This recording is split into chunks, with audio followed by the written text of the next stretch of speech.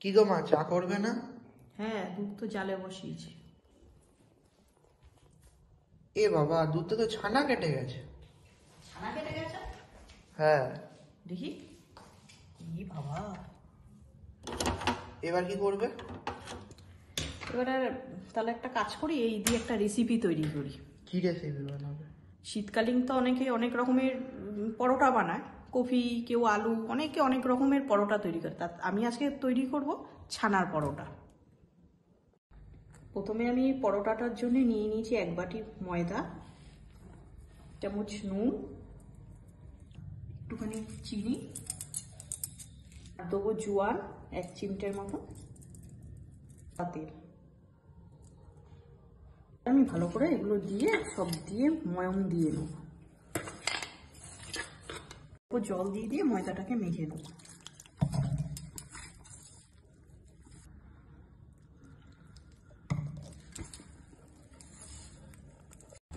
ময়দাটা মাখা হয়ে গেছে, আমি এবার ময়দাটা 1 ঘন্টার জন্য রেস্টে রেখে দেবো। পরোটার পুর রেডি করার জন্য এখানে রয়েছে ছানা, আর দিয়ে নেবো ধনেপাতা, আর দেবো কাঁচা লঙ্কা। কাঁচা লঙ্কা আমি কুচিয়ে কেটে নিয়েছি এখানে। আর এখানে আছে ভাজা মশলা, তার মধ্যে আছে ধনে, জিরে, শুকনো লঙ্কা গুঁড়ো, ভেজে গুঁড়ো করে নিয়েছি, এটা দিয়ে দিচ্ছি। নুন। সব উপকরণগুলো ছানার মধ্যে দিয়ে নিয়েছি, দিয়ে এবার ভালো করে মেখে নেব। এবার লেচি কেটে নিয়েছি, এবারে বাটি করে এরকম করে বাটির মতন তৈরি করে ছানার পুরটা এবারে ভেতরে দিয়ে করে মুখটাকে সিল করে দিতে হবে আস্তে আস্তে।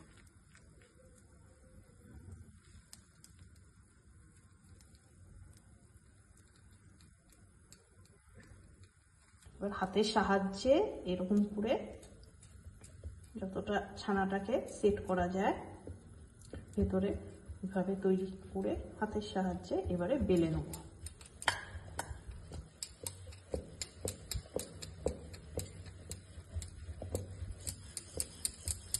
ঠিক আছে, আমি পরোটাটা ছেড়ে দিয়েছি চাটুর উপরে।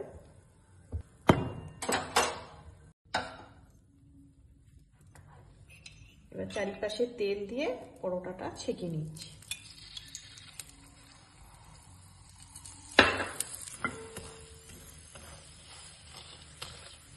বন্ধুরা, ছানা দিয়ে কত সুন্দর পরোটা তৈরি করা যায়।